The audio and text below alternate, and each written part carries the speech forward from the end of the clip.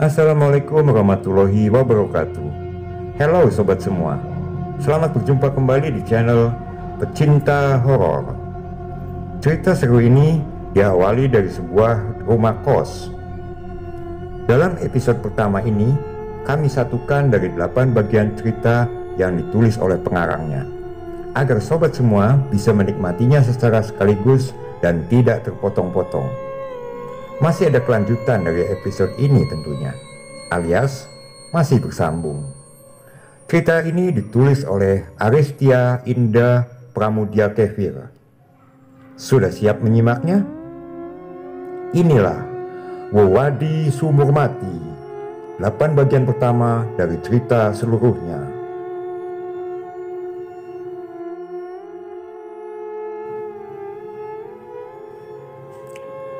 Klaten 1990. Namaku Ernama Saraswati, yang berarti Samudra Ilmu. Sama seperti nama yang disematkan oleh kedua orang tuaku. Aku adalah anak yang berprestasi di sekolah. Nama adalah doa. Itu nyata adanya. Aku tak hanya berprestasi, aku juga pribadi yang ceria dan ramah, sehingga teman-teman nyaman berada di dekatku. Awal masuk SMP, aku menjalin persahabatan dengan Dini dan Ida. Kami selalu bersama, seperti sudah satu paket.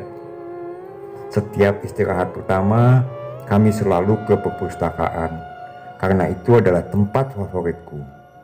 Istirahat kedua, barulah kami ke kantin.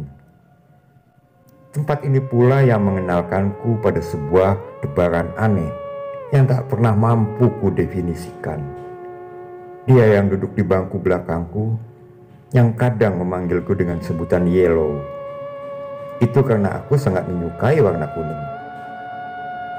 Antara kami ada rasa serupa telepati, karena kami selalu ada saat salah satu dari kami sedang dalam kesulitan. Seperti hari saat ban sepedaku kempes. Secara kebetulan Adit lewat. Akhirnya kami bertukar sepeda agar aku segera pulang dan Adit yang membawa sepedaku ke bengkel. Pernah juga saat aku lupa membawa kerajinan tangan untuk pelajaran seni rupa. Adit membawa tugas cadangan. Jadi aku tinggal menuliskan nama. Begitu juga dengan tugas pelajaran yang lain. Hingga suatu hari, Dini mengatakan kalau dia menyukai Adit. Sejak saat itu, aku menjaga jarak dengan Adit. Meski kadang, aku terlupa akan perasaan Dini. Disinilah aku, menyukainya dalam diam. Tak bisa kupungkiri perasaanku membuncah saat Adit bersepeda sore melewati depan rumah dan memanggil namaku. Sering aku menyiram bunga atau menyapu hanya untuk menunggu Adit lewat. Konyol memang, tapi beginilah adanya. Rasa yang tak bisa ditipu. Seandainya bukan Dini yang menaruh hati padanya, tentu aku tidak akan pernah merasa sebersalah ini. Atau seandainya bukan Adit yang disukai Dini, pastilah semuanya akan lebih mudah. Bertahun berlalu, akhirnya aku mengetahui bahwa Adit selalu mengikutiku dari jauh. Mungkin dia khawatir karena setelah melewati beberapa desa, teman-temanku akan melewati jalan yang berbeda. Dan aku harus bersepeda sendirian melewati hamparan sawah yang luas. Dari teman sebangkunya, aku baru tahu kalau Adit selalu menyiapkan 2 tugas sekolah. Karena dia tahu aku paling malas membuat prakarya. Sekalipun itu hanyalah tape ketan atau telur asin. Dia juga selalu menyiapkan topi cadangan saat hari Senin. Dan akhirnya hampir genap 3 tahun kami melewati waktu bersama. Hari-hari terakhir di sekolah membuatku betah berlama-lama. Selain untuk ngobrol ringan dengan teman-teman, aku ingin mengingat segala hal tentang sekolah ini untuk kujadikan kenangan. Nak, setelah lulus nanti kamu mau lanjut kemana? Tanya Ida sambil menyeruput es tehnya. SMA 1 dong, jawabku mantap. Semantap kegiatanku mengunyah gorengan di depanku. Kamu sih enak nak, kamu tuh pintar. Jadi bisa daftar di mana aja. Lah kita ngenes nak. Adit membuang napas kasar. Dia terlihat tidak bersemangat. Mau sekolah dimanapun sama saja. Yang penting kita semangat belajar. Jangan kasih kendor. Aku menyemangati mereka. Tapi kalau tidak ada kamu, kan gak ada yang kasih contekan PR nak, ucap Dini lesu. Sebenarnya aku ingin ketawa, tapi melihat sohib-sohibku kusut begini, rasanya jadi tidak tega. Tiap hari mereka selalu langganan contekan PR. Oh alah, ternyata kena PR. Kirain kalian benar-benar gak mau jauh dariku. Aku pura-pura kecewa. Ida langsung menyahut. Bukan gitu, kita tuh lebih kehilangan kamu. Lagian apalah arti sebuah PR? Bukan sebuah lagi, Ida. Kalian tiap hari langganan PR 4 mata pelajaran. Kalian mana pernah ngerjain PR? Tandasku sambil terkekeh. Iya deh, 4 kali. Lagian kamu Sidin terlalu jujur, ucap Ida kikuk. Aku tertawa melihat tingkah mereka. Mungkin aku akan sangat merindukan saat-saat bersama mereka. Dimanapun kita berada, kita akan jadi sahabat selamanya, ucapku. Disambut senyum dan pelukan hangat dari mereka. Sepulang sekolah, Adit menghampiriku. Mau pulang bareng nak? Adit mengayuh sepedanya sejajar denganku. Kalau barengan, namanya kamu niat banget. Kan arah rumah kita berlawanan. Aku tertawa sambil terus mengayuh. Aku teringat bagaimana dia selama ini menguntitku. Enggak apa-apa sih nak. Aku nggak tahu kapan lagi bisa barengan sama kamu. Aku terdiam sejenak. Kita kan cuma pindah sekolah, Dit. Lagian cepat lambat akan kayak gitu. Dari SD, SMP, SMA, kuliah, kerja, kita cuma nunggu waktu. Ada rasa sesak di dada saat aku harus menghadapinya. Suatu hari, pasti kita bukan pribadi yang sama lagi kan, ucapnya getir. Kami sepintas beradu pandang. Sebenarnya, aku juga belum ingin ada yang berubah. Aku nggak tahu, Dit. Hanya waktu yang akan menjawab. Ada yang mau kusampaikan sama kamu, ucapnya ragu. Aku menarik napas. Aku sudah tahu, bahkan sudah sejak lama, tapi biarlah itu jadi cerita. Kami terdiam cukup lama. Mataku menyapu sekeliling. Hamparan sawah yang luas dan sungai kecil di tepi jalan. Akan kurekam semuanya. Jalan-jalan yang pernah kita lewati, aroma bunga kenikir di sepanjang jalan, dan gerahnya udara siang ini. Mungkin aku akan merindukan hari ini. Apa tidak mungkin jika kita akan kuberi jawaban 3 tahun lagi? Itu pun jika perasaanmu masih sama, sahutku. Ada rasa sesal atas kata-kataku. Tapi di sisi lain, aku tidak mau Adit menjadi sandungan mimpi-mimpiku. Dengan NEM yang ala kadarnya, Adit tidak mungkin bisa mengikutiku di SMA 1. Aku juga tidak mau jika harus mengalah mengikuti sekolah tujuan Adit. Biarlah waktu yang nantinya memberi jawaban. Perpisahan memberi kita ruang untuk menata hati dan meyakinkan diri apakah perasaan kita benar adanya, ataukah perasaan itu hanyalah paradigma yang kita ciptakan sendiri. Sekarang tinggal meyakinkan Bapak agar aku diizinkan mendaftar sekolah di SMA 1. Usai makan malam, biasanya Bapak merokok di teras. Ini kesempatanku untuk membujuk Bapak. Aku meletakkan secangkir kopi hitam di meja dan duduk di sebelah Bapak. "Cuacanya bagus ya Pak," ucapku membuka percakapan sambil menatap taburan bintang di langit. Asap rokok mengebul dari bibir Bapak.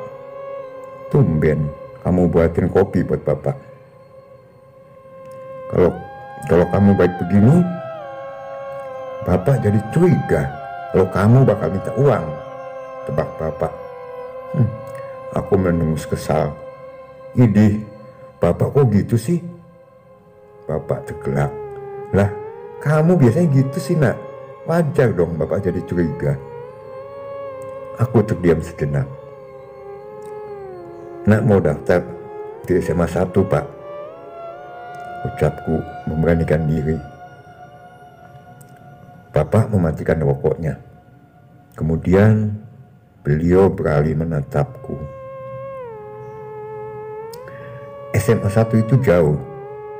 Tidak bisa satu kali jalan. Harus naik bus. Terus ganti lagi. Kamu mau berangkat jam berapa?" Dugaanku benar. Bapak pasti akan sulit setuju. "Nak bisa bangun lebih pagi Pak. Boleh ya?" Aku mulai merengek. Bagaimanapun SMA 1 itu adalah tujuan hampir semua anak di kotaku. Kalau saja NEMku rendah, aku akan ikhlas sekolah di dekat rumah. Tapi kenyataannya NEMku tertinggi di sekolah dan masuk kategori aman mendaftar di SMA favoritku. Apapun yang terjadi, aku harus mendapatkan keinginanku. Bapak menarik napas panjang. "Kalau kamu memang yakin sekolah di sana, kamu harus kos. Tidak mungkin kamu kuat tiap hari melaju menempuh perjalanan rumah sekolah tiap hari. Kamu pasti capek." Aku melompat kegirangan. Ternyata tidak perlu ada perdebatan sengit antara aku dan Bapak. Di tengah-tengah kebahagiaanku, tiba-tiba ibu datang. "Bapak ini bagaimana? Anak baru 15 tahun kok sudah dilepas sih?" Ibu terdengar kecewa dengan keputusan Bapak. "Nah, janji akan pulang tiap minggu Bu.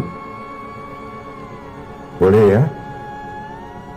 Aku meraih tangan ibu sambil merengek untuk meyakinkan.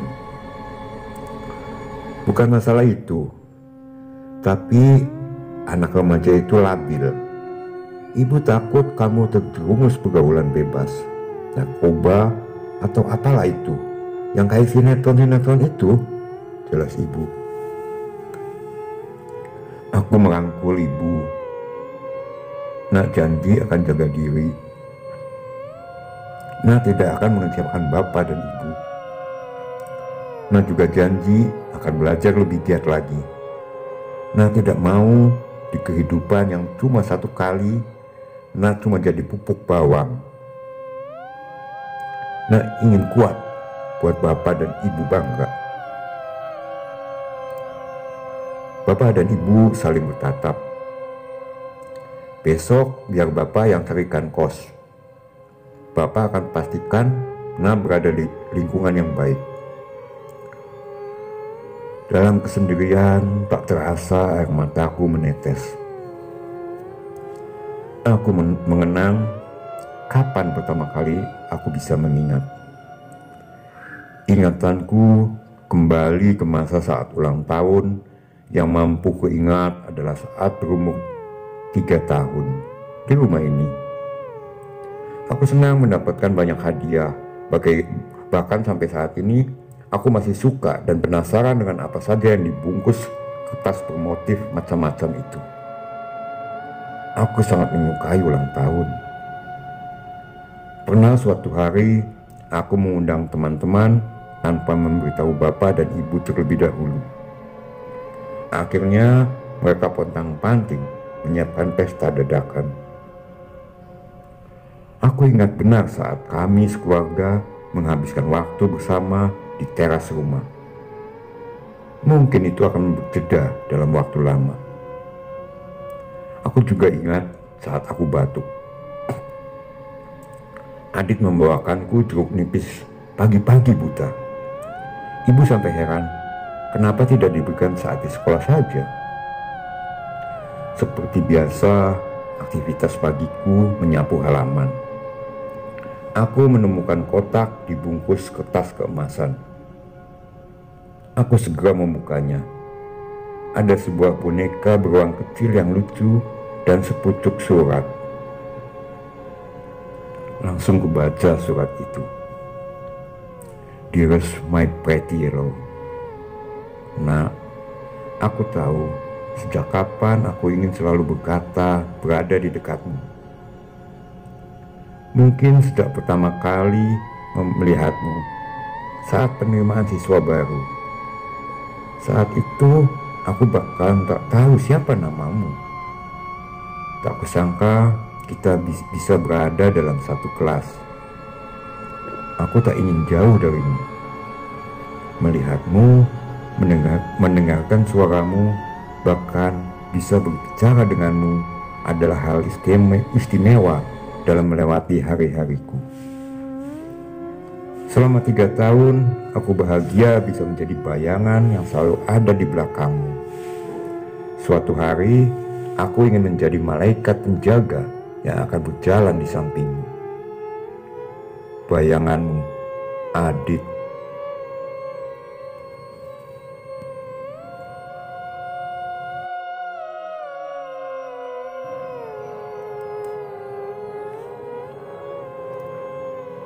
Aku dan Bapak berkeliling untuk mencari kos. Begitu banyak kos yang kami singgahi, namun belum ada yang cocok di hati Bapak. Menurutku, kos yang sudah kami datangi semuanya nyaman. Ada jam malam, ada induk semang, ada banyak teman dan bersih. Entah kenapa belum ada yang cocok. Bapak cari yang seperti apa sih? Yang tadi kan sudah masuk kriteria. Aku mulai lelah berpanas-panasan. Cari yang seperti rumah yang enggak ombyokan, terlalu banyak penghuninya, gitu loh. Yang nyedulur, seperti keluarga. Kalau perlu, yang menyediakan makan sekalian, biar kamu nggak perlu keluar buat beli makan. Mahal sedikit tidak apa-apa. Bapak mengamati dengan seksama kiri kanan jalan. Setelah berkeliling cukup lama, tibalah kami di sebuah rumah klasik yang luas dan asri. Rumah adat Jawa yang otentik. Halamannya luas, ada pohon melinjo di sisi kanan kiri pagar pintu masuk. Pagarnya adalah tanaman bunga sepatu yang ditata rapi. Di depan rumah berderet pot mawar yang sedang berbunga, menambah cantik pemandangan. Kata warga, rumah ini didiami 2 orang kakak beradik. Pintu rumah terbuka, namun kami tidak mendapati siapapun di sekeliling. Kula nuwun. Bapak mengucapkan salam sambil mengetuk pintu. Tak lama kemudian, seorang gadis gopo-gopo menghampiri kami.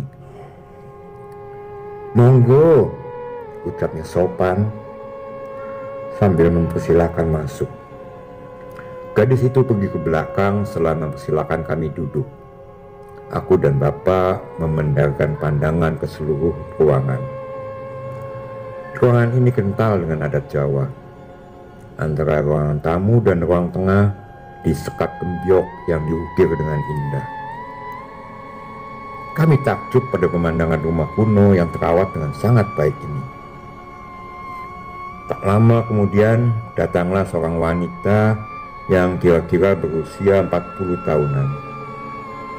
Wanita cantik, berkulit kuning langsat dan bertubuh sintal itu terlihat anggun dengan sanggul sederhana dan balutan jarik yang dipadukan kebaya kutu baru berwarna magenta. "Maaf, Bapak ini siapa ya? Sepertinya bukan warga sini," tanya wanita itu sopan. "Saya Permadi dan ini putri saya, Erna." Bapak memperkenalkan diri. Kemudian aku mengangguk sembari tersenyum. "Nama saya Sulastri, biasa dipanggil Lastri. Maaf, kira-kira ada keperluan apa Bapak datang ke gubuk saya?" "Kedatangan kami kemari untuk mencari kos untuk Erna. Misalkan Ibu tidak keberatan, saya ingin menitipkan Erna untuk tinggal di sini." Tak berapa lama, gadis yang menyambut kami tadi datang dengan membawa nampan berisi teh hangat dan makanan kecil. "Monggo," ucapnya setelah meletakkan hidangan yang dibawa. "Duduk sini, Nduk." Bu Lastri meminta gadis itu untuk duduk di kursi kosong di sebelahnya. "Ini adik saya, namanya Sari." Gadis itu mengangguk sembari tersenyum. Ternyata mereka betulan saudara. Padahal sepertinya usia mereka terpaut jauh. Sari tak kalah cantik dibanding Bu Lastri. Hanya saja Bu Lastri lebih anggun dan berkarisma. "Nduk, Erna ini ingin kos di rumah kita. Kamu bagaimana? Apakah kamu tidak keberatan?" tanya Bu Lastri.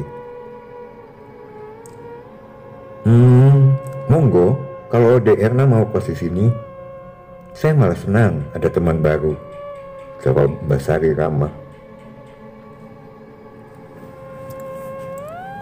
"Nduk Erna, panggil saya Bude Lastri saja, biar lebih akrab." "Baik Bude," jawabku sembari mengangguk. Bude Lastri menunjukkan kamar yang akan kutinggali. Kami melewati gembyok yang sedari tadi menyita perhatianku. Ada pendopo yang dikelilingi 6 kamar. Ada 2 kamar di sisi kanan, 3 kamar dari modifikasi sentong bagian belakang pendopo, dan 1 kamar di sisi kiri. Kamarku berada di sentong sebelah kanan. Sebelah kamarku dikosongkan. Kata orang, tidak baik tinggal di tempat yang letaknya tusuk sate. Sebelah kamar yang sengaja dikosongkan ada kamar Mbak Sari. Kamar Bude Lastri terletak di sisi kiri, berdekatan pintu menuju ruang makan dan dapur. Meskipun ada banyak kamar, tetapi hanya aku yang kos di sini. Masih ada 3 kamar kosong di sini. Kamarku cukup luas, berukuran 3 kali 3 meter. Ada sebuah dipan kayu berukuran 1,5 kali 2 meter. Meja kursi dan lemari kayu berukuran sedang. Kamar ini sudah lengkap untukku. Di kamarku ada sebuah jendela yang mengarah ke kebun belakang. Dengan begini, tiap hari aku bisa menikmati udara segar. Mbak Sari mengajak kami berkeliling dan mengenalkan pada tetangga sekitar rumah. Di belakang rumah ada tetangga kami yang namanya Pak Badrun. Putra bungsunya seangkatan denganku, tapi dia sekolah di STM. Di depan rumah ada pasangan suami istri, Mbak Waringin dan Mbak Tari. Putri bungsunya satu sekolah dan satu angkatan denganku, namanya Yuni. Saudara-saudara Yuni sudah berkeluarga dan ikut suaminya. Tinggal Yuni yang berada di kota ini. Mbah Waringin seorang petani yang merangkap sebagai guru spiritual. Rumahnya sering didatangi orang untuk mendapatkan nasihat atau bertanya tentang hari baik. Tetangga yang lain adalah pekerja kantoran, jadi mereka jarang di rumah. hanya istri mereka yang mayoritas ibu rumah tangga. Para tetangga ramah dan bersahabat. Sepertinya aku akan betah tinggal di sini.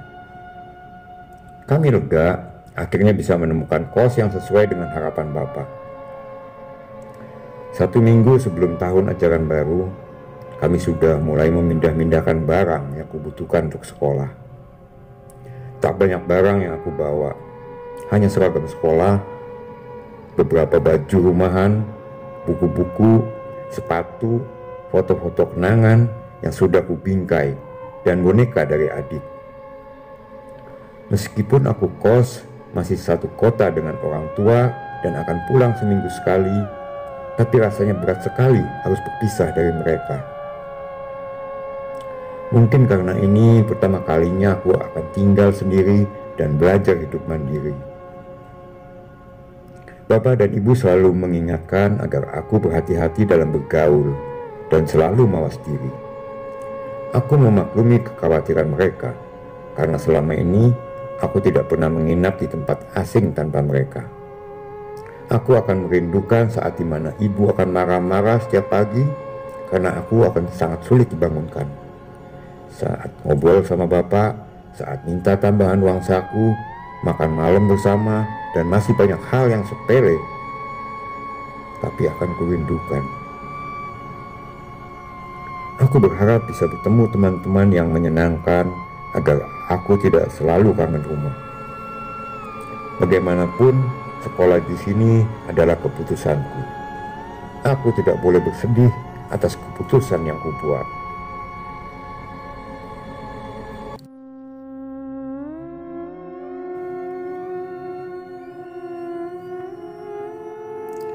Hari pertama masuk sekolah sangat berkesan.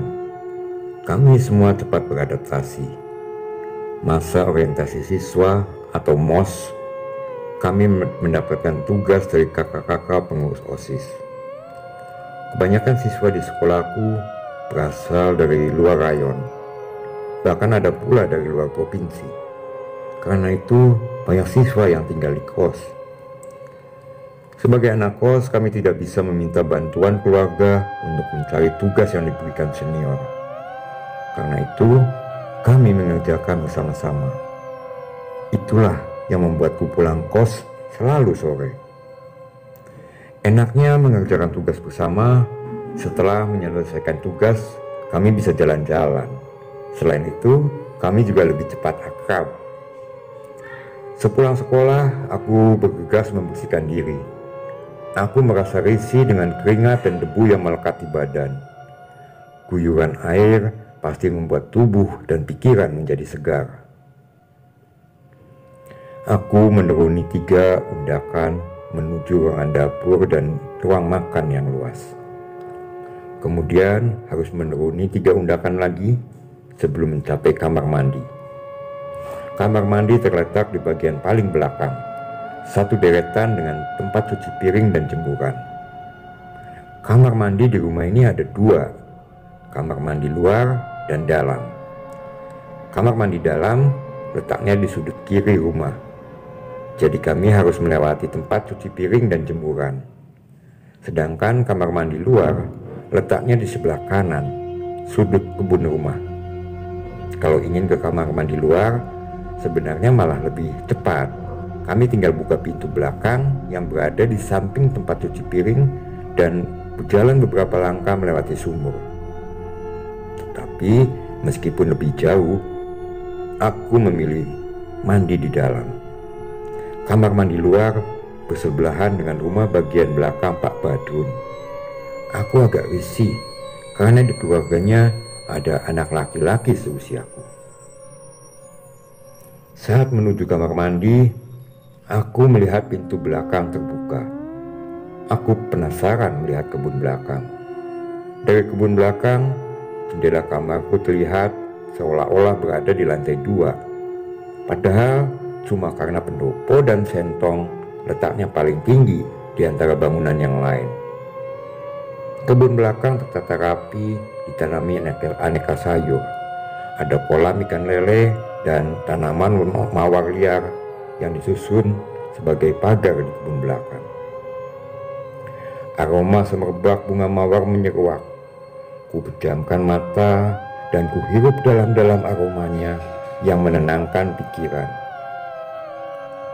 Saat aku terkesima dengan pemandangan di kebun belakang, aku mendengar suara guyuran air berkali-kali. Aneh, padahal sedari tadi aku di sini, bagaimana mungkin aku tidak tahu ada orang yang lewat? Mungkin itu Bude Lastri atau Mbak Sari. Tanpa pikir panjang, aku segera melanjutkan aktivitasku. Beberapa hari tinggal di sini, aku sudah terbiasa dengan lingkungan baru. Aku, Mbak Sari, dan Yuni selalu berangkat sekolah bersama. Tetapi Mbak Sari selalu pulang sore karena ada tutor dari sekolah yang wajib untuk siswa kelas 3. Pulang sekolah, aku sering main ke rumah Yuni. Entah mengerjakan PR, tugas, atau sekedar ngobrol nggak jelas. Aku bosan menghabiskan waktu di kos. Apalagi Bude Lastri jarang keluar kamar. Aku sudah dianggap anak oleh orang tua Yuni. Bahkan aku tidak canggung di sini. Siang ini kami rujakan di rumah Yuni. Kebetulan Mbah Waringin membawa kedondong, pepaya, mentimun, dan bengkuang yang kebetulan sedang berbuah di sawahnya. Sering-sering rujakan gini, Mbah. Bagai orang kalap, aku mencomot buah satu persatu setelah mencolekkan terlebih dahulu pada sambal rujak. Asal ada yang makan, Mbah bawakan, ucap Mbah Waringin. Kalian kapan-kapan main ke sawah, nggak cuma ada buah, tapi ada ikan juga. Kalau bawa ikan, nanti biar dibuatkan ikan bumbu rujak sama Mbak Tari. Lanjutnya lagi. Begitulah keluarga Mbak Waringin. Keluarga yang hangat. Aku yakin mereka bersikap begitu pada semua orang. Buktinya banyak orang yang datang hanya untuk sekedar temu kangen. Kata orang-orang, keluarga Mbak Waringin itu menjadi jujukan, tempat tujuan yang didatangi. Mereka itu bagai orang tua kedua yang mengayomi siapa saja, terutama warga pendatang. Hari ini ada perbaikan saluran air. Beberapa warga numpang mandi dan ngangsu mencari air ke tetangga yang memiliki sumur. Karena hal itu, kamar mandi luar jadi ramai. Mandi bareng ya nak, aku takut, ucap Yuni setengah berbisik. Ogah, aku mandi di dalam, ucapku. Luar aja deh nak, nanti sini, biar bisa lihat Badrun junior, ucapnya malu-malu. Seketika aku tergelak. Ternyata Yuni ngefans sama anaknya Pak Badrun. Norak banget, Yuni sampai segitunya rela antri mandi. Coba di kamar mandi dalam, sudah selesai dari sejam yang lalu. Jujur saja, aku jadi penasaran sama anaknya Pak Badrun. Kalau Pak Badrun sih orangnya biasa saja, tapi kalau Bu Badrun memang cantik. Akhirnya tiba juga giliran kami menggunakan kamar mandi. Ini pertama kalinya aku masuk kamar mandi luar. Ruangan ini sangat bersih. Ada 2 buah bak mandi. Yang satu ada di tengah dengan air yang penuh dan air yang terus mengalir dari keran. Yang satunya lagi bak kosong memanjang di sudut kamar mandi, mirip bathtub. Di sampingnya ada patung menarik. Patung ini berwujud laki-laki yang mengangkat kendi air di atas bahu kanannya. Wajahnya tidak seperti manusia, tidak pula hewan, apalagi tumbuhan. Entahlah, aku juga belum pernah melihat wajah yang seperti ini. Bibirnya kecil mengerucut, hidungnya mekar tapi meringsek ke dalam. Telinganya menjuntai, hampir mengenai pundak, dan mata yang terbelalak. Yang aku heran, kupikir patung ini terbuat dari porselen atau kayu karena pahatannya begitu halus. Tapi saat aku mengetuknya, terdengar seperti suara logam. Belum puas aku mengagumi patung milik Bude Lastri, aku dikagetkan suara Yuni. Ya, Badun Junior nggak nongol. Sia-sia aku ngantri, keluh Yuni. Sebenarnya aku sebal gara-gara Yuni. Mandi jadi kemalaman. Belum lagi harus memakai baju telesan karena nggak mandi sendiri. Emang dia seganteng apa sih sampai kamu segitu naksirnya? Naksir sih enggak nak, cuma seneng aja lihat orangnya, ucapnya sambil senyum-senyum sendiri. Itu sih sama aja Neng. Beda lah nak, aku tuh seneng lihat dia karena dia ganteng banget. Tapi kalau pacaran sih ogah. Seneng lihat, kok nggak mau macarin? Orangnya bedigasan, bandel. Yang ada kita malu pacaran sama dia. Ada aja ulahnya. Kami tertawa bersamaan. Penasaran juga bagaimana Paras Badun Junior. Ganteng sih ganteng, tapi kalau suka bikin onar nggak masuk hitungan deh. Kata Yuni, Badun Junior itu pernah main petasan sampai hampir membakar rumah, melepaskan calon hewan kurban pas mau disembelih, memukul kentongan pertanda kebakaran, dan masih banyak lagi. Karena ulah itu, kentongan sekarang dibebas tugaskan. Hari ini aku dan Yuni pergi main ke sawah. Ada kolam ikan yang luas. Aku senang sekali memberi makan ikan. Selepas itu, kami menuruni pematang. Ternyata masih ada sawah milik Mbak Waringin yang ditanami padi. Kami memetik buah mangga yang sudah mulai menunjukkan semburat kuning dan membawanya ke gubuk di dekat kolam. Nduk, apa kamu ndak merasa aneh tinggal sama Mbak Yulastri? Mbah Tari setengah berbisik duduk di sampingku. Aku menghentikan aktivitasku mengupas buah mangga. Aneh bagaimana Mbah? Mbak Yu itu ndak seperti umumnya orang. Umumnya orang melek kalau ada sengenge, matahari maksudnya. Mbak Yu ini malah sebaliknya, keluyuran kalau gelap, ucap Mbak Tari sambil bergidik. Hus, Mbah Waringin menatap tajam ke arah istrinya. Nyatanya begitu kok Pak Ne. Sejak suami yang terakhir meninggal, Mbak Yu jadi jarang keluar. Malah ada yang bilang kalau Mbak Yu itu perempuan bau laweyan.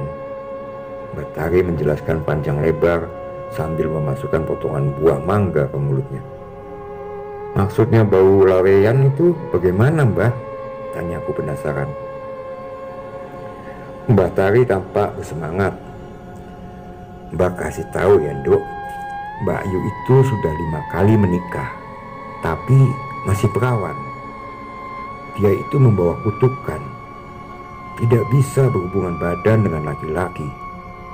Semua suaminya mati di malam pertama. Aku menatap Mbah Waringin penuh selidik. Apa benar begitu Mbah? Mbah Waringin membuka plastik tembakau, kemudian membungkusnya dengan kertas sek menjadi lintingan rokok. Mbak Yu itu anak pertama dari 9 bersaudara, putri dari Doro Broto. Leluhurnya adalah pendiri desa. Saat usia 16 tahun, Mbak Yu dijodohkan. Mbak Yu malah minggat berhari-hari. Saat pulang, kondisi Mbak Yu sudah seperti gembel. Baju kotor, kulit tekil, dan rambut aut-autan. Sejak saat itu, perilaku Mbak Yu menjadi tertutup. Dia lebih sering menyendiri di kamar. Bahkan ada yang pernah melihat Mbak Yu asik berbicara dengan patung.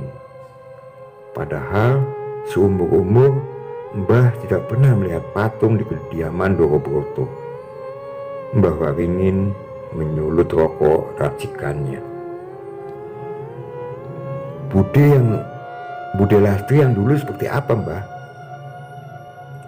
Mbak Yu dulu orangnya sangat cantik dan ramah. Dulu dia itu kembang desa. Banyak laki-laki yang tergila-gila. Ada dua golongan yang bilang Mbak Yu itu tidak cantik. Mbah Waringin sengaja tidak meneruskan kata-katanya. Golongan apa itu, Mbah? Tanya aku penasaran. Cuma orang buta dan orang iri yang bilang Mbak Yu itu tidak cantik. Bahkan orang gila saja mengakui kecantikan Mbak Yu. Jawab Mbah Waringin terkekeh.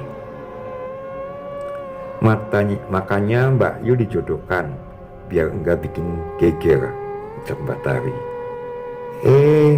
Malah yang terjadi kesedihan yang gak ada habisnya. Bahkan Ndoro Broto meninggalnya ngenes karena menyesali keputusannya. Coba Ndoro ndak memaksa menjodohkan Mbak Yu, lanjutnya lagi. Pantas saja banyak orang yang tergila-gila pada Bude. Bahkan sampai sekarang pun garis wajah Bude Lastri masih menegaskan kecantikannya. Saudara Bude Lastri ada di mana sekarang? Aku masih sangat penasaran dengan keluarga Bude Lastri. Ada yang di Jogja, Solo, Palembang, Rembang, Semarang, Ujung Pandang. Tinggal Mbak Yu dan Sari yang ada di sini. Kalau Sadranan itu bulan ruah dalam kalender Jawa yang terdapat tradisi untuk ziarah kubur. Semua keluarga besar kumpul di sini, jelas Mbah Waringin. Sepertinya pamor Ndoro Broto sampai sekarang masih ada ya, Mbah. Selain keturunan pendiri desa, keluarga Ndoro Broto juga banyak berjasa pada masyarakat. Biarpun Mbak Yu agak nyentrik, kami tetap segan dan hormat karena mengingat leluhurnya dulu. Sebenarnya aku ibah pada Bude Lastri. Orang-orang beranggapan Bude Lastri mengalami gangguan jiwa. Bahkan ada yang menganggapnya perempuan bau lawean. Mungkin anggapan masyarakatlah yang membuatnya makin depresi dan terpuruk. Padahal hidup dan mati sudah menjadi ketentuan Gusti Allah. Tidak benar jika menyalahkan seseorang atas kematian orang lain. Pantaslah Bude Lastri mengurung diri. Mungkin dia tidak tahan mendengar berbagai guncingan tentang dirinya. Sayang sekali, wanita dan secantik dan selembut Bude Lastri hidup dalam kesepian dan keterpurukan.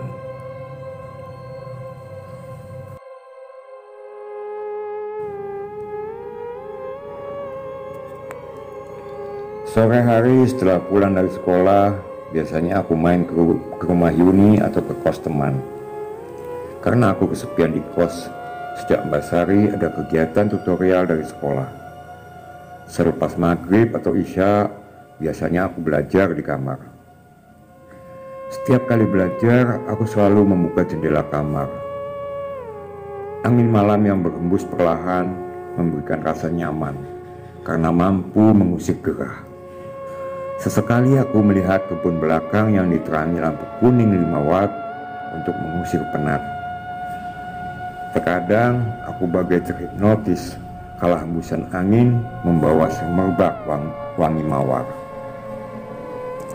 Tak jarang kala aku memejamkan mata sambil menghirup wangi mawar, tanpa sadar aku terlelap. Dinginnya malam yang menusuk tulang biasanya membangunkanku. Malam ini aku belajar ekstra karena ada ujian 1 bulan ketiga. Aku beranjak untuk melemaskan otot, menggeliat ke kanan dan ke kiri, kemudian memutar kepala. Iseng-iseng ku pendarkan pandangan ke kebun belakang. Kebun belakang bagaikan magnet yang selalu menarik perhatianku. Tak terasa aku belajar hingga tengah malam. Aku bersiap untuk menyandarkan lelah, tapi sudah menjadi tradisi untuk ke kamar mandi sebelum terlelap. Setelah keluar dari kamar mandi, aku melihat pintu belakang terbuka. Aku penasaran Siapa yang menggunakan kamar mandi luar tengah malam begini? Kusapukan pandangan ke seluruh sisi kebun, tapi tak kudapati siapapun.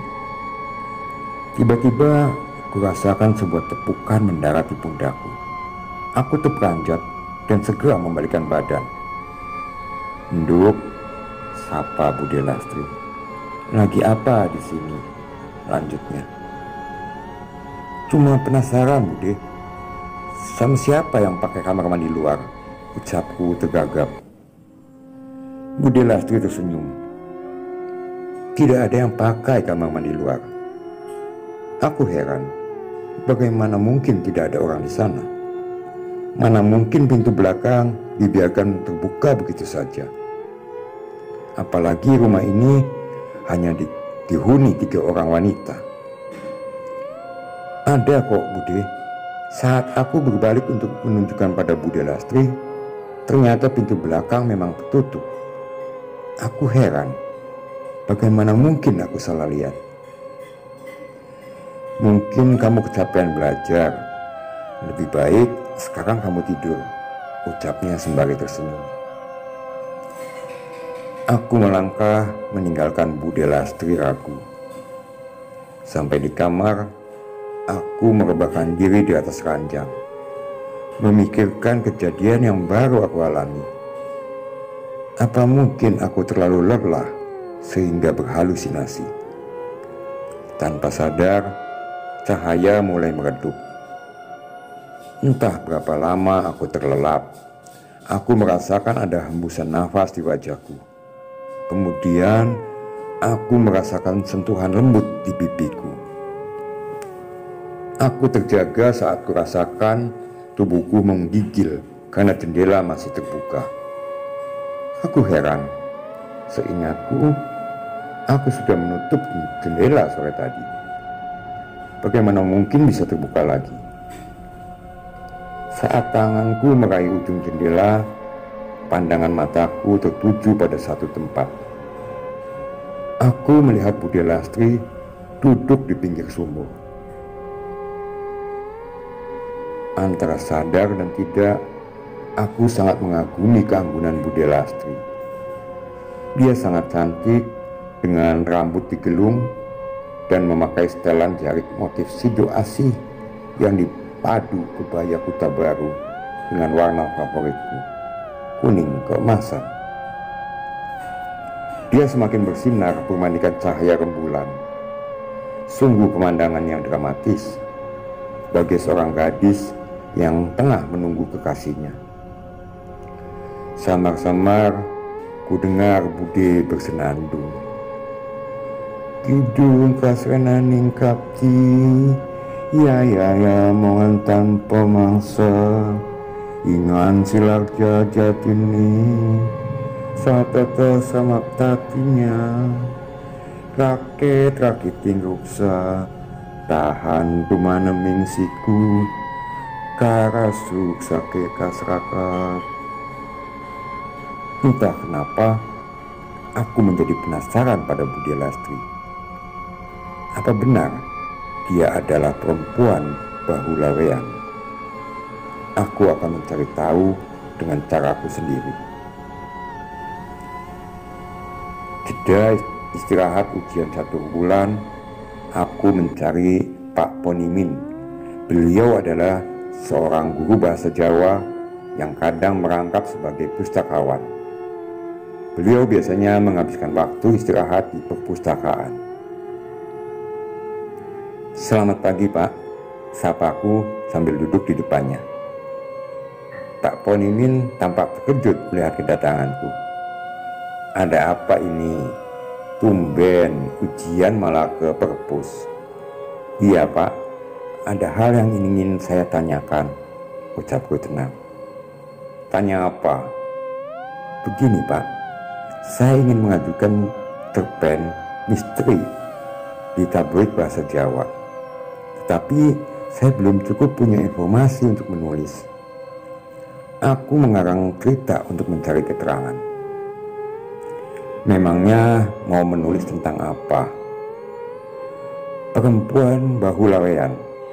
Bagaimana seorang wanita bisa menjadi perempuan bahulawean? Tanyaku.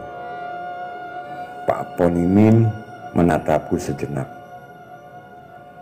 Perempuan bahulawean itu semacam kutukan yang membuat seorang wanita tidak bisa berhubungan badan dengan lawan jenis. Biasanya ada perjanjian leluhur atau orang yang bersangkutan dengan lelembut. Jika kutukan, untuk apa membuat perjanjian? Kekayaan dan kejayaan, biasanya itu adalah kutukan turun-temurun, jawab beliau. Itukah yang membuat perempuan bahulawean dianggap pembawa sial? Aku semakin penasaran. Sebenarnya yang pembawa sial itu adalah yang membuat perjanjian laknat. Anak cucunya cuma korban, jawab beliau sambil membenarkan posisi duduknya. Apakah ada tanda khusus dari perempuan bahulawean? Biasanya perempuan bahulawean punya tanda lahir di bahu kiri atau kemaluannya. Ada lubang di punggung seperti lesung pipit atau punggung yang melengkung seperti busur panah. Pak Ponimin menjelaskan lebih detail. Terima kasih, Pak. Bel masuk ujian berikutnya berbunyi. Aku segera mohon diri ke ruang ujian. Aku masih penasaran dengan informasi yang kudapat. Kalau dipikir-pikir, untuk apa keluarga Dorobroto melakukan perjanjian dengan lelembut? Keluarga Dorobroto adalah pendiri desa saat itu. Dengan jabatan Demang, pastilah mereka tidak kekurangan harta. Tapi jika bukan perempuan bahulawean, bagaimana mungkin Bude Lastri tetap perempuan, perawan maksudnya, meskipun menikah berkali-kali. Anehnya lagi, semua suaminya meninggal di malam pertama. Beberapa artikel menyatakan bahwa perempuan bahulawean dianggap pembawa sial. Aku rasa informasi dari Pak Ponimin tidak cukup. Aku akan mencari artikel lebih lanjut di pasar loak. Aku yakin informasi tentang itu tak hanya sebatas ini.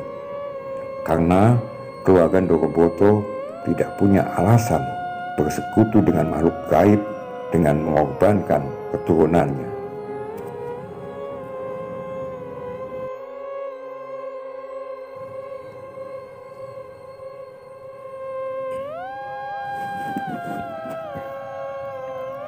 Hari berikutnya, aku tak membuka jendela kamar. Aku tidak mau waktuku habis karena rasa penasaranku pada kebun belakang. Aku harus menahan diri selama masa ujian. Aku harus fokus belajar. Malam ini aku tidur lebih awal, karena hari Jumat hanya ada satu mata pelajaran yang diujikan. Aku terbangun tengah malam karena ingin ke kamar mandi. Saat keluar kamar, aku mendengar pintu depan berderit. Rasa penasaranku kembali berkobar. Aku mengurungkan niat ke kamar kecil. Aku mengendap-endap mencari tahu siapa yang membuka pintu.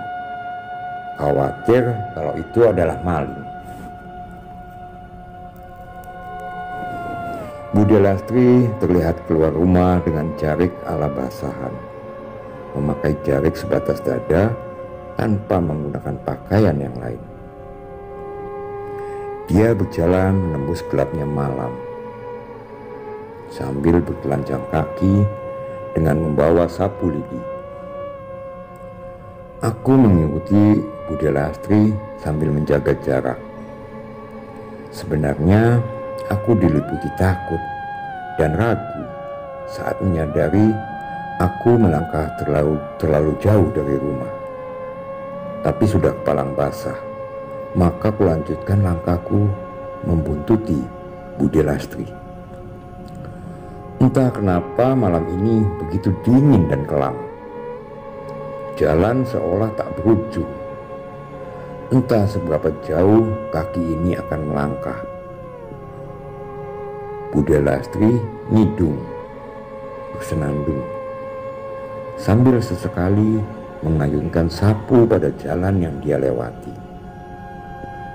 Tan samar pamoring sukma, sinuk maya wiyaya ing asepi, sinempen tolonging kalbu, pambukan ting marana, takkan saking lilik layapi ngaluyu, pindo pesating supeno, sumusuping rasa jati. Sampai batas desa, aku melihat para peronda bersiap pulang. Mereka seolah tidak melihat Bude Lastri. Namun saat mereka melihatku, mereka menghentikan langkahku. Pulang saja, Duk. Tidak usah mencari lebih jauh, ucap Pak Badrun. Sebenarnya aku enggan untuk mendengarkan mereka. Aku masih penasaran dan ada rasa khawatir terselip jika Bude Lastri keluar sendirian. Tapi Bude Lastri, aku belum sempat menyelesaikan kata-kataku, salah seorang dari mereka sudah memotong. Mbak Yu memang selalu nyapu keliling desa tiap malam Jumat, ucap salah seorang dari mereka sambil membenarkan sarung menutupi kepalanya untuk mengurangi dinginnya malam. Tapi untuk apa? Tanyaku masih tak mau beranjak. Pak Badrun menjawab sambil cengengesan. Namanya juga orang degleng, kurang waras. Aku masih bersikukuh tidak mau beranjak. Tapi saya khawatir kalau Bude sendirian, takut kalau ada apa-apa yang berniat tidak baik. Mereka tertawa bersamaan. Walah, Duk, siapa juga yang mau berbuat yang tidak sama Mbak Yu. Ngelurui saja bisa kena sawan, salah seorang sambil menjawab sambil terkekeh. Sudahlah, ayo kami antar pulang. Pak Badrun dan 3 peronda yang lain mengantarku pulang. Sesampainya di rumah, ternyata ada Mbak Sari yang sudah bertengger di depan pintu. Aku gugup tak karuan. Tak tahu harus memberi alasan apa pada Mbak Sari. Aku bahkan tak berani menatapnya. Para peronda langsung pulang setelah mengantarku. Mbak Sari segera masuk rumah dan memberi isyarat agar aku duduk. Dia menyodorkan secangkir teh hangat yang baru dituang dari teko. Maaf Mbak, saya tadi, ucapku terbata-bata sambil menundukkan kepala. Tidak apa-apa, sahut Mbak Sari tenang. Bude Lastri untuk apa keluar malam-malam begini? Aku memberanikan diri bertanya sembari menyeruput teh hangat. Mbak Sari menatapku tenang. Nanti kamu tanya sendiri saja. Mbak Sari tak juga beranjak dari tempat duduknya. Mau tidak mau, aku harus tetap menunggu. Padahal aku sudah sangat mengantuk. Bak maling tertangkap, aku harus bersiap di sidang. Kami menunggu Bude Lastri sampai kembali. Setelah menunggu sekitar 1 jam, Bude Lastri sudah pulang. Bude Lastri tampak terkejut melihatku. Namun dia segera bersikap tenang. Dia menuju tengah pendopo, menyiapkan baskom kuningan berukuran besar, kemudian diisi air dan kembang setaman. Dia juga menyeduh secangkir kopi hitam dan membakar kemenyan. Setelah beberapa lama, Bude Lastri kembali ke ruang tamu dan duduk bersama kami. Dia memakai kebaya yang disiapkan di atas meja. Aku hanya tertunduk dengan perasaan bersalah. Kamu mengikuti Bude? Tanyanya tenang. Mbak Sari menuang teh untuk Bude Lastri. Dia mengambil kemudian mencecapnya perlahan. Aku merasa tidak enak sudah membuntuti Bude Lastri. Maaf Bude, aku masih belum berani mengangkat wajahku. Kamu pasti ingin tahu apa yang Bude lakukan, bukan? Tanya Bude Lastri datar. Bude Lastri menarik napas dalam-dalam. Jumat adalah hari suci, hari di mana doa kita untuk mereka yang telah berpulang langsung terhubung. Hari di mana para arwah leluhur kembali ke rumah. Karena itu, Bude menyiapkan dan membersihkan jalan untuk mereka lewati. Maafkan saya terlalu banyak ingin tahu. Aku masih saja tertunduk. Bude Lastri mengangkat wajahku sehingga kami bertatap. Tidak apa-apa, Bude maklum. Anak muda punya rasa ingin tahu yang besar, ucapnya sembari tersenyum. Sekarang kalian tidur, nanti kalian ada ujian. Aku dan Mbak Sari segera beranjak ke kamar masing-masing. Saat menuju kamar, aku melewati nampan berisi baskom, kopi hitam, dan kemenyan. Aroma kembang setaman yang didominasi mawar menyeruak, memberikan ketenangan yang berbalut suasana magis. Aku tak bisa memejamkan mata. Aroma kembang setaman berbaur dengan kemenyan samar-samar masih tercium dari kamarku. Kamarku yang biasanya gerah berubah menjadi dingin. Padahal aku tak membuka jendela kamarku. Samar-samar ku dengar Bude Lastri seolah berbicara dengan seseorang. Sebenarnya aku penasaran dengan siapa Bude Lastri berbincang. Aku yakin itu bukan Mbak Sari, karena Bude Lastri hampir tidak pernah bersenda gurau dengan Mbak Sari. Tapi kali ini dia bisa tertawa lepas. Namun aku membunuh rasa ingin tahuku. Cukup sudah rasa penasaranku menempatkanku pada situasi yang tidak menyenangkan. Seiring berjalannya waktu, aku mulai terbiasa dengan hal-hal yang agak berbeda dari keluarga Ndoro Broto. Aku mulai terbiasa dengan aktivitas Bude Lastri menyapu keliling desa tiap malam Jumat. Aku juga terbiasa dengan kebiasaan Bude Lastri nongkrong cantik di bibir sumur setiap bulan purnama. Tak ada lagi rasa penasaran.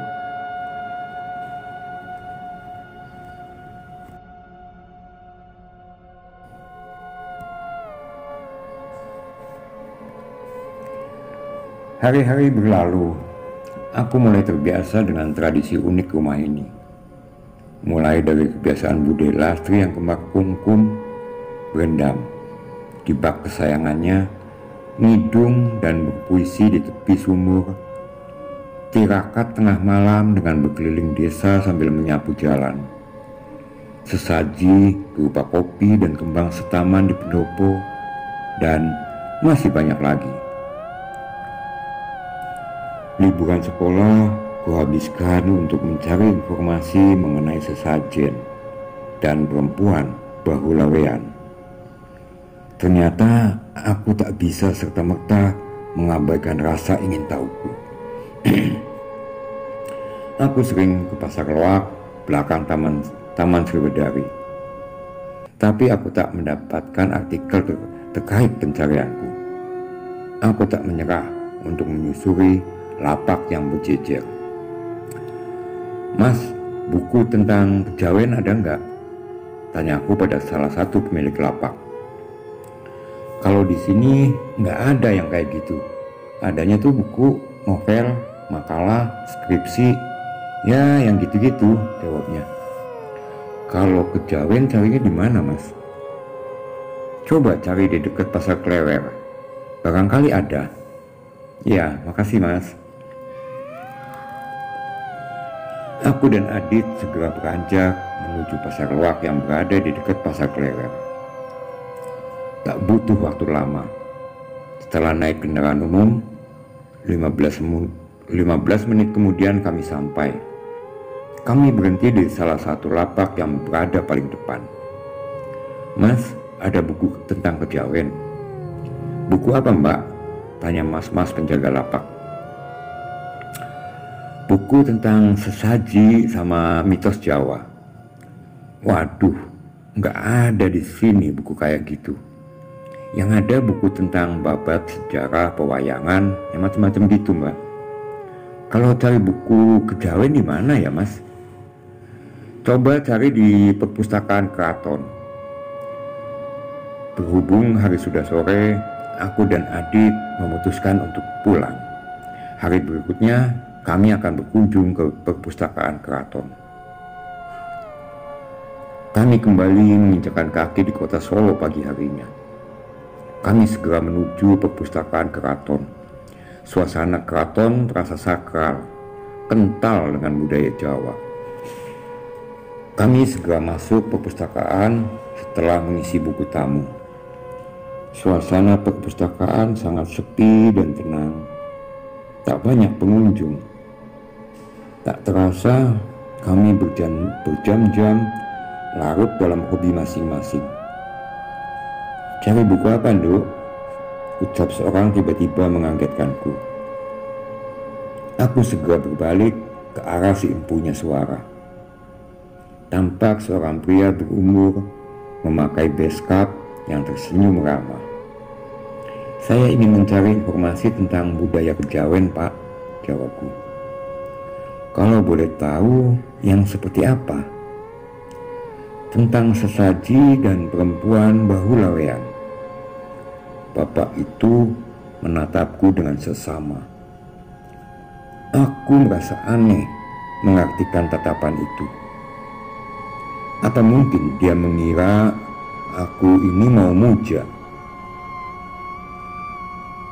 Saya ingin menuliskan artikel tentang kejawen. Maaf, kalau boleh tahu nama Bapak siapa?" Aku mencoba mencairkan suasana. "Saya Jatmiko, saya penjaga perpustakaan. Kalau ingin belajar tentang artikel kejawen, sebaiknya temannya tidak usah diajak," ucap Pak Jatmiko memandang lurus ke samping kiriku. Adit yang berdiri di sebelah kananku terbengong. Begitu juga denganku. Masa cuma cari artikel harus datang sendirian? "Kalau begitu biar saya keluar," pamit Adit merasa sungkan. "Bukan kamu, tapi yang satunya," ucap Pak Jatmiko tegas sambil menatap tajam ke sebelah kiriku. Aku dan Adit bertatapan penuh tanda tanya. Jelas-jelas hanya ada aku dan Adit. Tak berapa lama Pak Jatmiko menghembuskan napas kasar. "Datanglah 3 hari lagi. Bapak akan mencarikan buku yang kalian maksud," ucapnya. "Terima kasih, Pak." Aku dan Adit segera beranjak meninggalkan perpustakaan. Belum juga kami keluar ruangan, Pak Jatmiko menghentikan langkah kami. "Nduk, carilah pelindung sejati. Kamu takkan mampu berjalan sendirian." Pak Jatmiko mengingatkanku. Aku hanya mengangguk meski sebenarnya aku tak paham apa maksudnya. 3 hari berlalu, aku kembali ke perpustakaan keraton untuk menemui Pak Jatmiko. Adit selalu mengantarku karena jarak Klaten Solo cukup jauh. Kami harus berganti bus sampai 3 kali.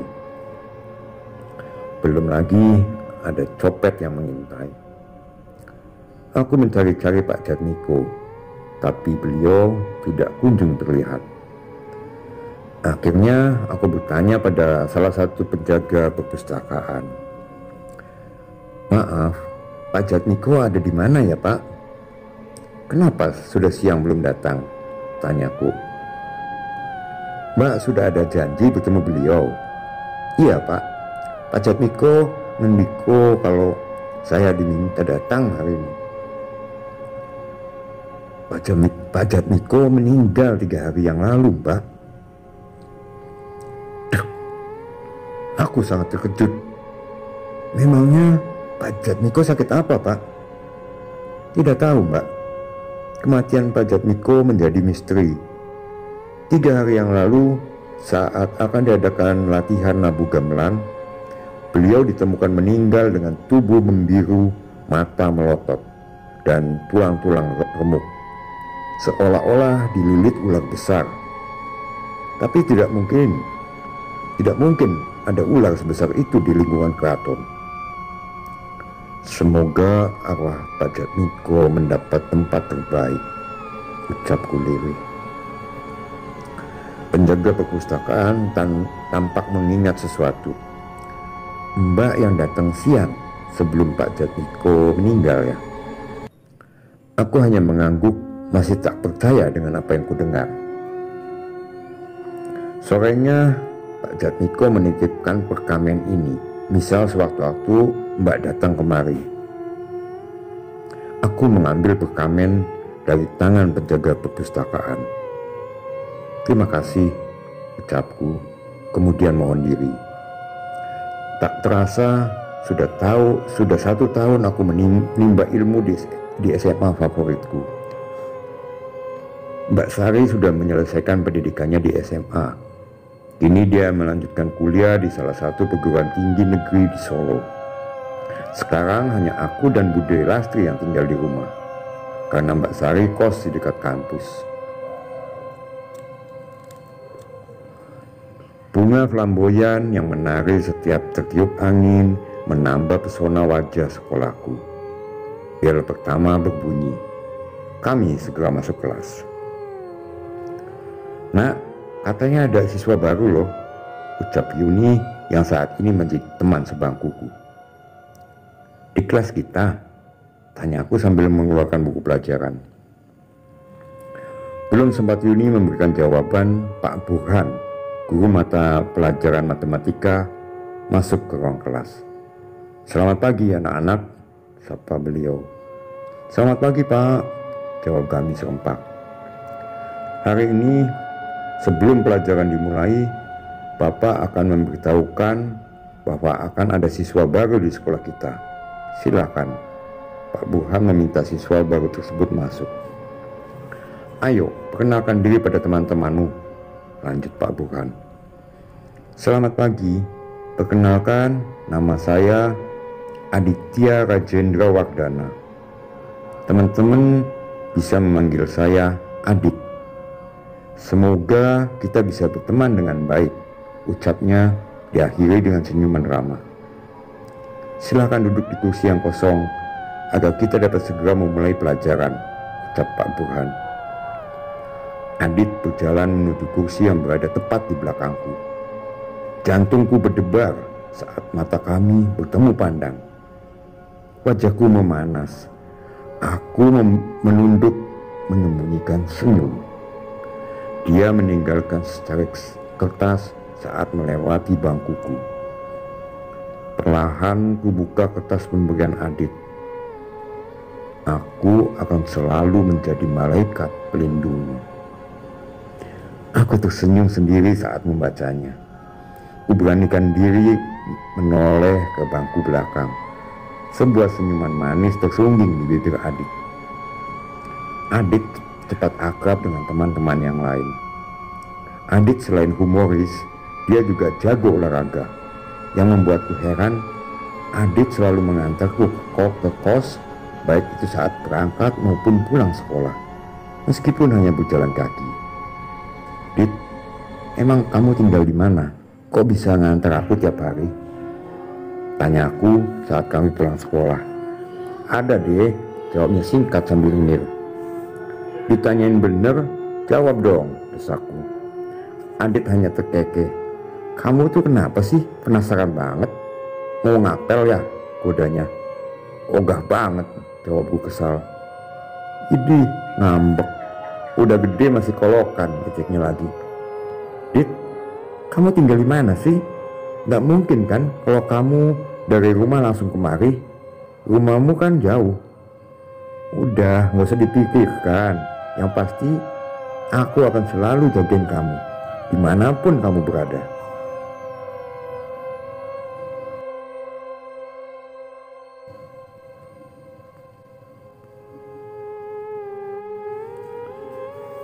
Malam ini terasa sangat suram.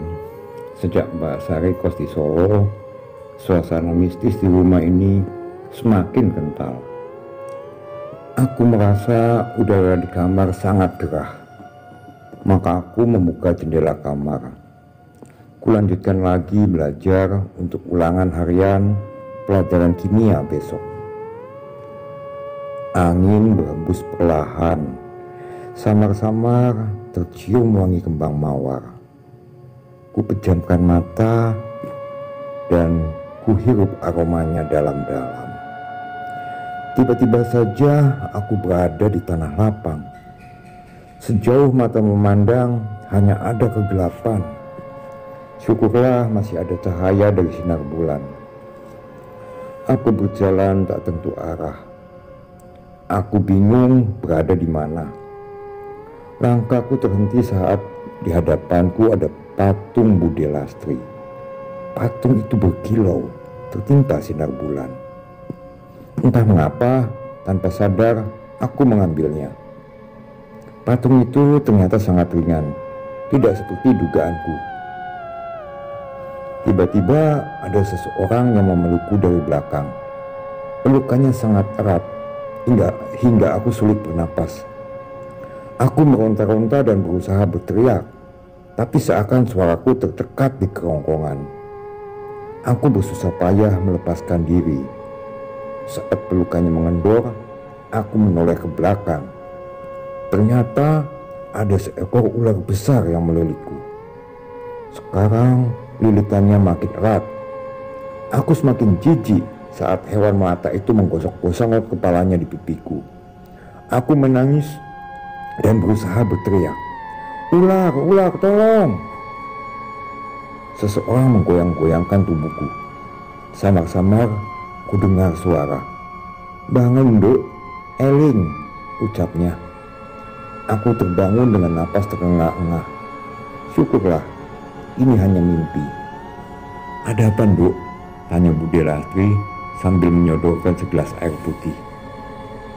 Aku langsung meneguk isi gelas itu hingga tandas. "Tadi mimpi dililit ular, Bude," ucapku dengan suara gemetar. Bude Lastri tersenyum sambil mengusap rambutku.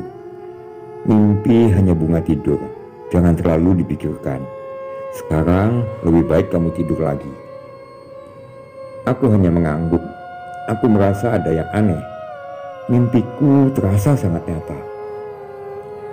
Hari-hari pun berlalu. Aku sudah melupakan mimpi aneh yang kualami. Aku terbangun tengah malam untuk ke kamar kecil. Sebenarnya terbesit rasa takut, tapi aku berusaha untuk tidak peduli. Aku melihat pintu belakang terbuka. Segera aku percepat aktivitasku. Saat hendak kembali ke kamar, aku mendengar suara Bude Lastri. Biasanya beliau ngidung atau berpuisi, tapi tidak kali ini. Beliau mengumpat dan marah-marah. "Teganya kamu menyentuhnya, Kang. Apa kau tidak menghargaiku? Bertahun-tahun kita menunggu, ternyata kamu telah mengkhianatiku." Aku berjalan perlahan menuju kamar. Aku heran, bagaimana bisa Bude Lastri yang lemah lembut bisa marah-marah seperti itu. Lantas, kira-kira siapa yang bisa membuat Bude Lastri semarah itu? Sejak kejadian itu, Bude Lastri menjadi semakin aneh. Beliau membasuh semua cermin dengan minyak tanah. Cermin di lemari kamarku pun tak ketinggalan. Yang lebih aneh lagi, banyak barang yang gaib dari rumah, seperti sendok, piring, gelas, dan beberapa barang lain.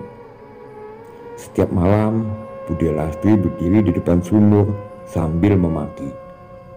Sebenarnya, aku sudah merasa tidak nyaman tinggal di sini. Tapi aku tak tega jika meninggalkan Bude Lastri sendirian. Mungkin beliau hanya kesepian karena Mbak Sari sudah jarang pulang. Hari ini aku pulang lebih awal karena ada rapat guru. Aku segera pulang untuk mencuci karena aku akan pergi keluar bersama teman-teman setelahnya. Tapi niatku berubah saat aku melihat Bude Lastri terseok-seok berjalan membawa keranjang besar. Aku mengikuti beliau yang tampak kewalahan membawa barang. Beliau berhenti di depan sumur, kemudian memasukkan satu persatu isi keranjang ke dalam sumur sambil tertawa riang. Ada ceret, baju bekas, gelas, kayu sampah, dan masih banyak lagi. Aku kembali ke kamarku. Mungkin benar apa yang dikatakan orang-orang bahwa Bude Lastri mengalami gangguan jiwa. Aku bingung harus bagaimana. Mungkin lebih baik aku membicarakan dengan Mbak Sari saat dia pulang. Sekarang lebih baik aku jalan-jalan bersama teman-teman. Hari ini adalah hari yang kutunggu. Jumat di minggu terakhir. Saatnya Mbak Sari pulang. Tetapi aku sama sekali tidak bisa menemui Mbak Sari karena Bude Lastri minta ditemani. Aku belum bisa mengatakan hal-hal ganjil yang dilakukan Bude Lastri karena Mbak Sari keburu kembali ke Solo. Bude Lastri kembali melakukan kebiasaan anehnya berhari-hari hingga barang di rumah ini hampir habis. Entah sampai kapan kegilaan ini akan berakhir. Akhirnya doaku terjawab juga. Hari ini Bude Lastri tidak membuang barang ke sumur lagi. Beliau lebih banyak di kamar. Saat aku sudah bersiap tidur, terdengar ketukan dari luar kamar. "Dok, bisa minta tolong ngerokin Bude?" Aku segera beranjak membuka pintu. Bude Lastri terlihat sangat pucat. "Bisa Bude," jawabku sambil mengekor Bude Lastri menuju kamarnya. Pelan-pelan aku menekan dan menarik koin 100 rupiah pada punggung Bude Lastri. Aku penasaran mengamati punggung putih Bude Lastri. Tak ada tanda lahir maupun bentuk busur. Itu artinya Bude Lastri bukan perempuan bahu lawean seperti yang mereka tuduhkan. Tapi tunggu, punggung ini seakan ada yang aneh. Samar-samar di dekat bahu tampak terlihat seperti sisik. Aku mengoleskan minyak dan menekan pada bagian itu, berharap bisa menghapusnya. Saat kulihat ujung-ujung jariku tak ada bekas pewarna. Itu artinya bukan tato. Bude Lastri tiba-tiba mengubah posisinya dari duduk menjadi tengkurap. Beliau tegukan beberapa kali. Mungkin anginnya keluar lewat cegukan. Aku melanjutkan kerokan pada punggung yang belum selesai. Tiba-tiba saja suara cegukan Bude Lastri sudah hilang. Segera ku selesaikan tugasku. "Bude," panggilku pelan. Tak ada sautan sama sekali. Aku memanggil dan menggoyang-goyangkan badannya berkali-kali, tapi beliau tetap tak bergeming. Aku mulai panik. Aku berlari keluar untuk meminta bantuan Mbak Tari. Mbah Waringin dan Mbak Tari mengikutiku menuju kamar Bude Lastri. Saat Mbak Tari memeriksa denyut nadi melalui pergelangan tangan Bude Lastri, beliau hanya menggeleng. Aku masih belum paham maksudnya. "Aku panggil Bu Bidan dulu," ucap Mbak Waringin sambil buru-buru pergi. Aku semakin bingung dibuatnya. Bude Lastri kan cuma masuk angin. Kenapa dipanggilkan bidan? Atau jangan-jangan Bude Lastri hamil? Lalu lelaki itu tidak bertanggung jawab. Pantas saja Bude Lastri melampiaskan kemarahannya dengan membuang barang di sumur. Akhirnya peristiwa ini terpecahkan. Selang beberapa lama, Mbah Waringin datang bersama seorang bidan. Bidan tersebut menempelkan stetoskop di dada Bude Lastri. bidan tersebut menggeleng. Mbah Waringin keluar lagi. Kemudian banyak tetangga yang datang. Mereka mulai membersihkan rumah. Aku mulai sadar bahwa Bude Lastri telah berpulang. Tubuhku membeku. Aku tak percaya bahwa tadi adalah saat terakhir aku berbicara dengan Bude Lastri.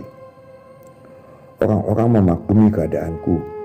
Mereka memintaku untuk duduk menenangkan diri sambil ditemani Mbah Tari.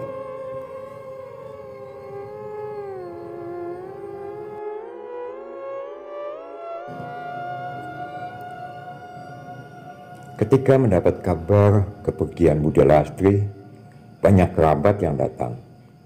Mereka begitu baik. Mereka menganggapku sebagai keluarga. Setelah Bude Lastri dikebumikan, malam harinya diadakan tahlilan, pengajian untuk mengirim doa bagi yang sudah meninggal. Setelah acara selesai, pakaian dan beberapa barang dari almarhumah dibagikan kepada kerabat dan tetangga dekat. Aku pun dipersilakan mengambil barang yang aku sukai. Aku mencari kebaya kuning keemasan milik Bude Lastri, tapi sayangnya aku tak juga menemukannya. Akhirnya aku mengambil kebaya cantik berwarna merah dan selembar jarik bermotif situasi. Setelah selesai pembagian peninggalan Bude Lastri, aku kembali ke kamar. Aku mencoba setelan kebaya dan mematuk diri di depan cermin. Aku berulang kali mengagumi kecantikanku, berputar ke kanan dan ke kiri. Belum puas dengan penampilanku, aku menyanggul rambutku seperti Bude Lastri. Aku seakan terhipnotis pantulan bayangan di dalam cermin. Aku yang tercantik, gumamku tanpa sadar.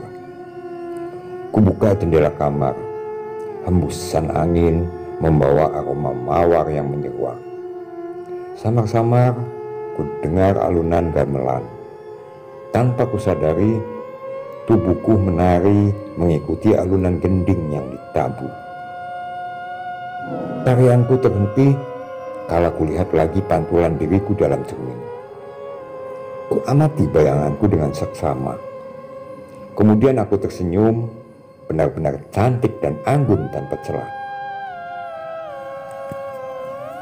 5 hari kemudian, Mbak Sari mengundang muda-mudi di sekitar rumah. Mereka juga mendapatkan kenang-kenangan dari Bude Lastri. Sayangnya, aku tidak kebagian karena aku sedang berbelanja di pasar untuk persiapan acara 7 hari peringatan kematian Bude Lastri. "Kamu tadi kemana sih, Nak?" tanya Yuni sambil mengupas bawang. "Rugi kamu, gak dapat peninggalan dari Bude Lastri," lanjutnya. "Aku tadi belanja di pasar buat acara nanti malam," jawabku seraya meneguk teh yang ada di sampingku. "Aku dapat cincin bagus loh, Nak. Muda-mudi yang lain juga dapat." Yuni begitu antusias bercerita. Aku jadi iri dibuatnya. "Yang kasih siapa?"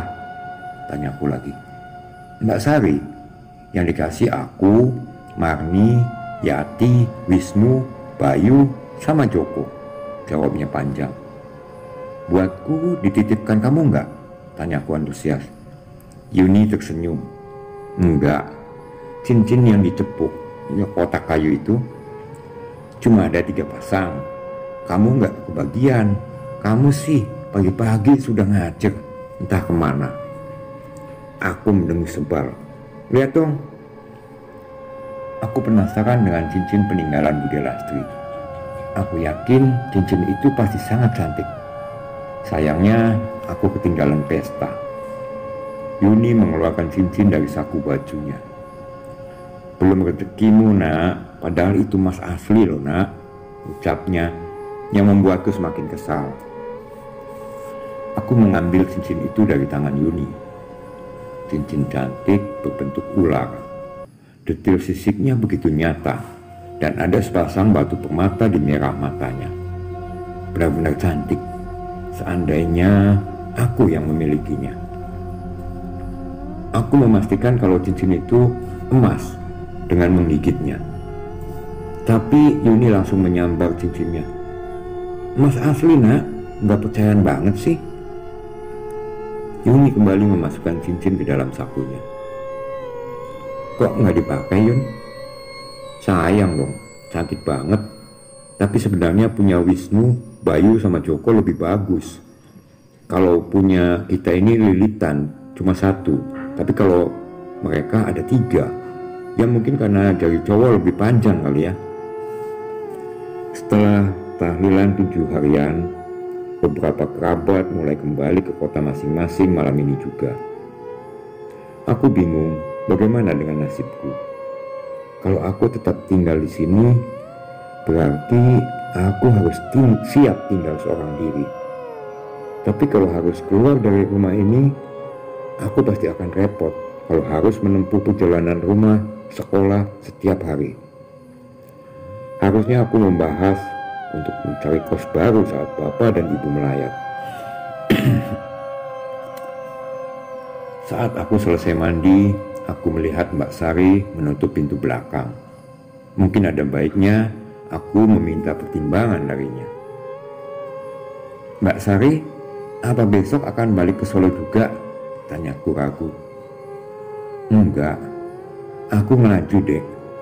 Mbak Sari masih berdiri di pintu belakang membelakangiku. "Kalau Mbak Sari tetap di sini, apa boleh aku tetap kos di sini?" ucapku sambil mengeringkan rambutku dengan handuk. "Iya, tapi aku akan berangkat pagi dan pulang sore. Kamu masak sendiri, bumbu dan beras ada di tempat biasa." Mbak Sari berucap datar. "Baik Mbak," aku tersenyum lega. Akhirnya aku tak perlu repot cari kos baru atau ngelaju. "Aku ke kamar dulu ya Mbak." Mbak Sari hanya mengangguk dan masih membelakangiku. Aku segera beranjak menuju kamar. Saat berada di depan pintu, aku terperanjat karena aku merasakan tepukan di pundak kananku.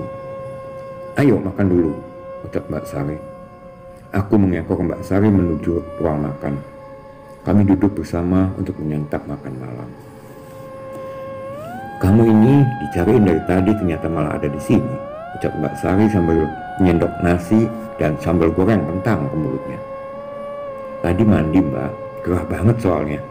Lagian bukannya Mbak Sari tadi di sini?" tanyaku.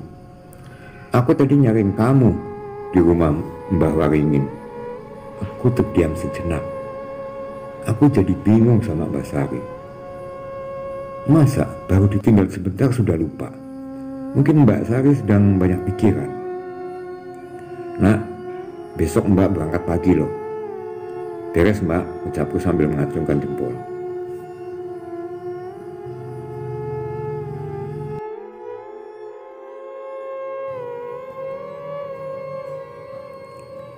Sobat semua, inilah episode pertama dari cerita ini. Penasaran? Tunggu episode kedua yang akan bercerita hingga selesai ya. Demikian kita sudahi dulu.